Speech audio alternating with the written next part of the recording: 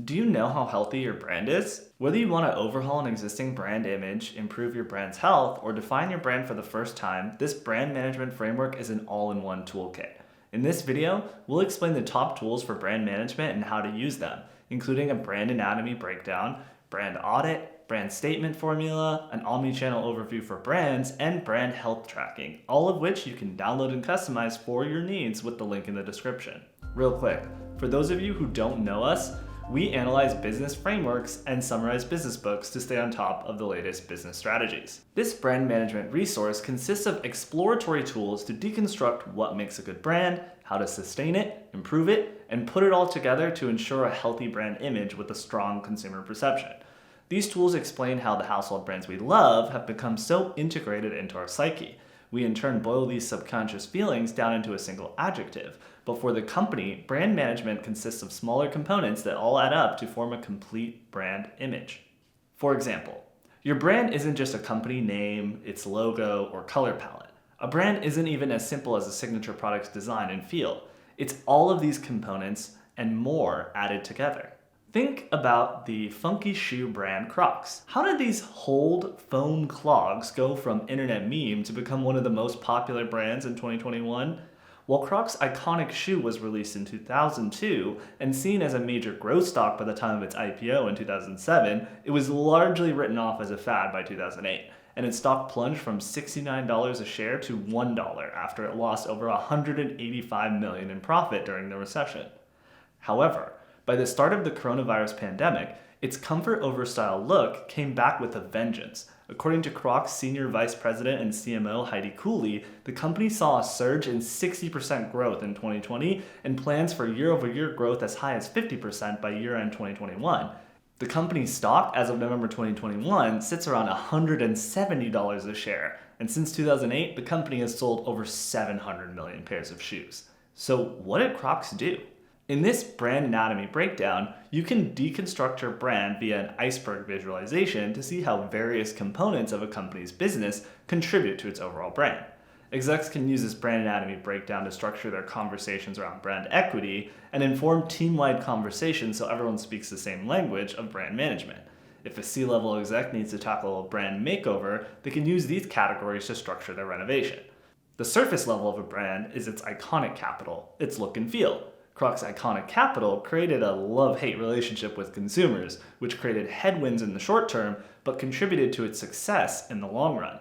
Underneath the surface are the experiential elements of the brand, like the company's financial capital, which covers the strategic planning behind the brand and how well the company manages investor relations, sales goals, marketing strategy, and so on. These mechanisms that make the business run contribute to the company's success, as you can't have a healthy brand without a healthy business underneath.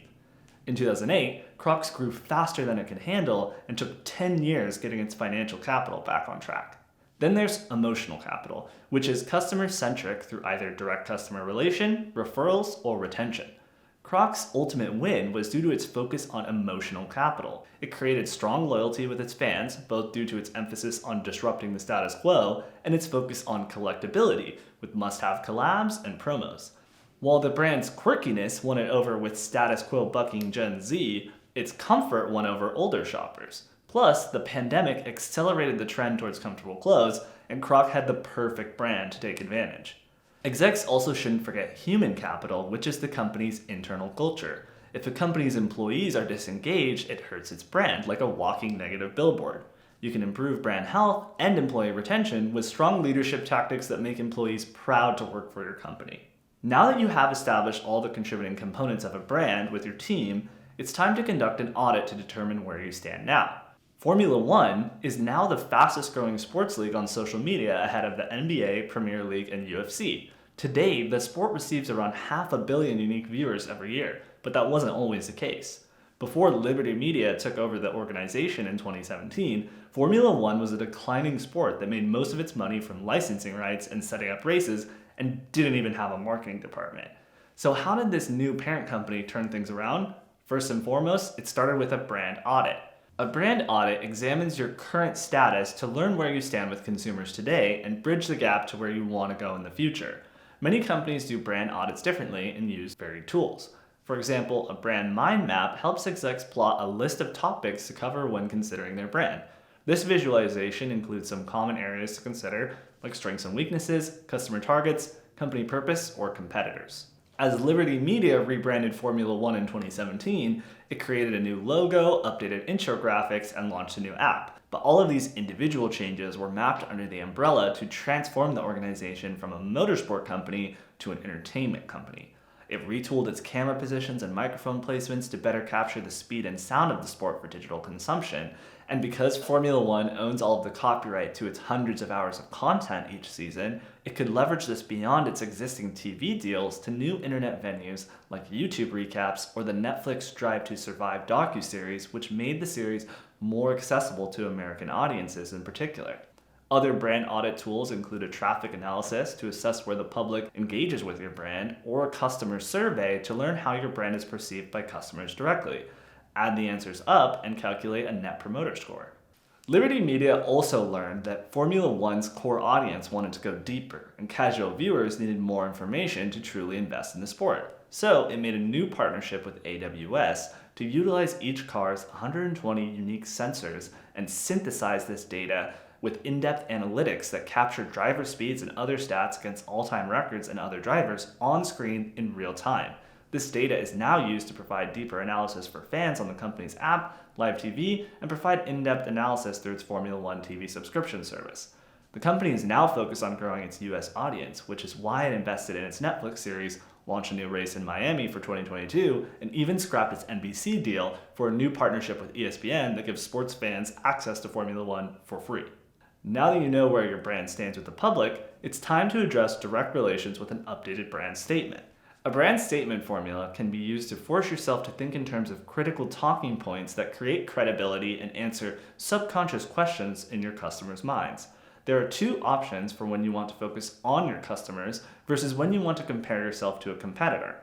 For example, both Nike and Adidas have released similar brand statements over the last few years. Here's one from Nike. At Nike, we're committed to creating a better, more sustainable future for our people, planet, and communities through the power of sport. Now here's one from Adidas. Our purpose, through sport we have the power to change lives. We will always strive to expand the limits of human possibilities, to include and unite people in sport, and to create a more sustainable world. Both statements focus on a larger purpose, in this instance, a focus on sustainability. The hidden engine behind the words is the idea of innovation. Through innovation, both brands want to create a more sustainable future. But why did Adidas and Nike feel the need to address sustainability in their brand statements? Because the fashion industry produces over 92 million tons of waste per year, the fashion supply chain of fast fashion has become under direct criticism from consumers. With a greater awareness and emphasis put into sustainability in 2022, both brands have amped up their efforts and, more specifically, their messaging. To break the brand statement creation process down even further, you can use this detailed brand messaging map to structure all your external-facing communications according to your brand ethos, which you can download and customize to your needs. So, you've engineered the perfect brand statement to address the subconscious questions you need to answer. But brand management takes place over multiple touchpoints. For instance, when you think of the pizza company Domino's, you probably don't think of a digital company. However, Domino's was able to overtake its main rival, Pizza Hut, through its digital transformation that began in 2008. The company hit rock bottom before it rebranded, changed its recipes, and put an additional emphasis on digital sales. It launched its pizza tracker tech to let customers follow the process of their orders and allowed individual franchises to utilize this centralized supply chain management to improve their operations. Domino's then launched a smartphone app in 2011, rolled out voice ordering in 2014, and by 2015, over half of its orders came directly from online. Its Anywhere system lets customers order pizzas via direct chat on social media, from smart home devices like Amazon Echo or Google Home, smart watches like the Apple Watch, and even smart TVs. What happened was Domino's committed to a completely omnichannel approach. Omnichannel brand management optimizes brand performance across multiple channels. To maximize the value for customers, you need to have omnichannel excellence across people and processes, digital properties, stores, and supply chain and data analytics. If you focus on the improvement of your brand across different channels with different tactics, you can provide an ecosystem brand with interconnection like Domino's. In 2020, Domino's focus on omnichannel brand management led the company to reach an annual revenue of $14 billion, with the largest franchise owner of Pizza Hut, MPC, filing for Chapter 11. The blog strategy story puts Domino's success in context like so. If you had invested $1,000 in Domino's in 2004, it would have netted you a higher return than Amazon, Google, and Apple by 2020. So, how do you track your brand health over time and make sure you're doing okay? For instance, without Domino's realization that its customers thought its pizza tasted like cardboard, it wouldn't have reinvented itself. Another major reinvention came from the American luxury brand Coach. Around 2014, Coach began to see sales plummet for 4 quarters in a row. This was because Coach pivoted away from an aspirational luxury handbag and accessory producer into a lifestyle brand that confused consumers with way too many offerings at its full-service stores. In fact, it was estimated by analysts that 60% of its earnings came from outlet stores. Because the company developed a reputation of always being on sale, its focus on being an affordable and accessible luxury brand led its rivals to dub it McDonald's luxury. It wasn't until 2016 that the company began to rebound after it closed underperforming stores and reinvented its luxury brand image. By 2017, its best-selling handbag was also one of its most expensive. In 2019, the company acquired Stuart Weitzman and Kate Spade and rebranded under the corporate mantle of Tapestry. This year, the company has seen major growth due to its digital sales and expansion in China, a market with a growing middle class that resonates with Tapestry's accessible yet aspirational luxury brand. This brand health tracker is a way to assess how strong your brand is associated with being the top of the marketplace, awareness and usage, and the overall satisfaction and likelihood of consumers to recommend your brand to others. Interview a representative sample of your company's target audience instead of existing customers to assess your brand strength with the customers you want to attract. The individual scores are added up to create an aggregate score that is rated with the key at the top to indicate whether the score is good, average, or poor and in need of some serious help. For more tools on brand management, check out the link in the description. You'll gain additional resources like a brand essence wheel, Acres brand personality, a perceptual map, brand positioning canvas, and a brand architecture versus portfolio tool that you can download and customize to your needs. Thanks for watching, and if you like this video, you can gain more business frameworks and book summaries from our library. Just check the link in the description for more.